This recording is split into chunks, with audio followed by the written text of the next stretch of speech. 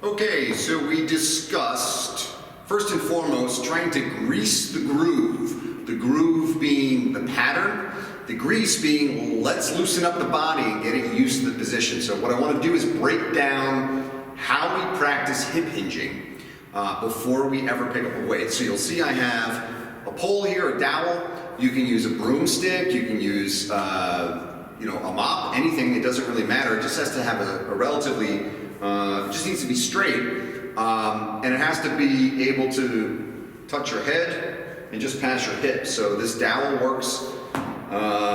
You can even go to Home Depot and get a dowel for a couple of bucks if it's something you're interested in getting.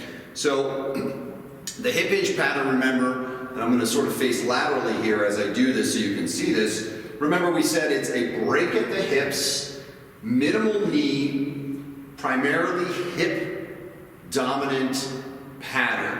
So what does that mean? I take a few steps, get my bearings so that I have my natural foot position, and here I am bending over at the waist, and you can see right now that I should have a relatively parallel trunk.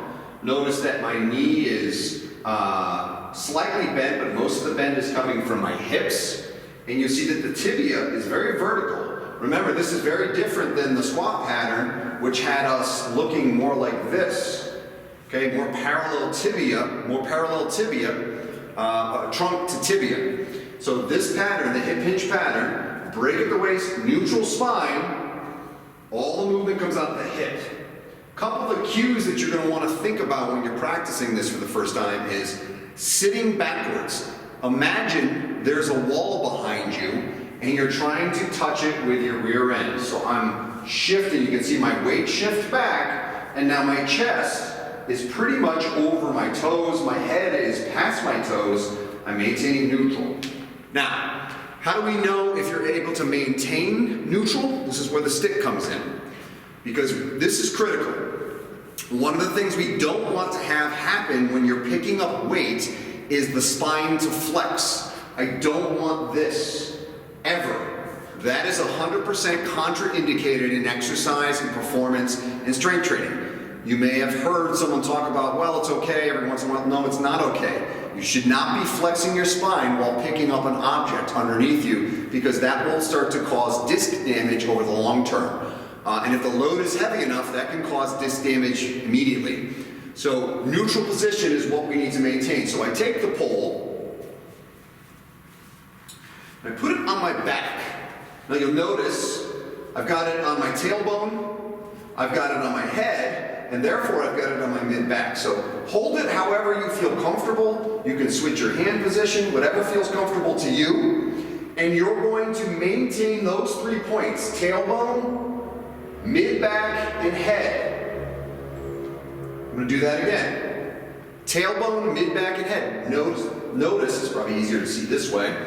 Notice that the position should maintain contact. If at any point I round my back, watch what happens. Notice it comes right off my tailbone. So I am keeping the neutral position of the lower spine, the mid spine, the head and neck. This exercise can be your exercise, your go-to exercise for an extended period of time until you feel comfortable with this. I can do reps with this. And in fact, over the years, I've had many clients who struggled deadlifting, who didn't know how to stabilize their spine. They haven't earned the right to pick up any weight, so I use the pole as our exercise pattern. There's no reason that you can't simply stand here and say, okay, 3 sets of 15, and here we go.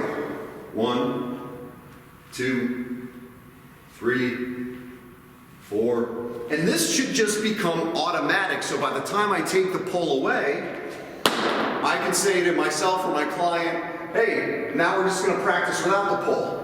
1, 2, and eventually 3. We'll be picking something up, okay? Once I know they can maintain neutral spine position.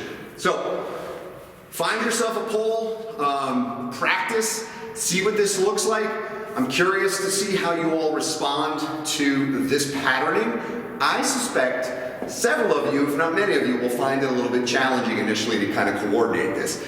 This is a new pattern for you. So remember, the nervous system is maybe doing this the way I've described it for the very first time in its life, in your life. And therefore, it might start to be fatiguing pretty quickly.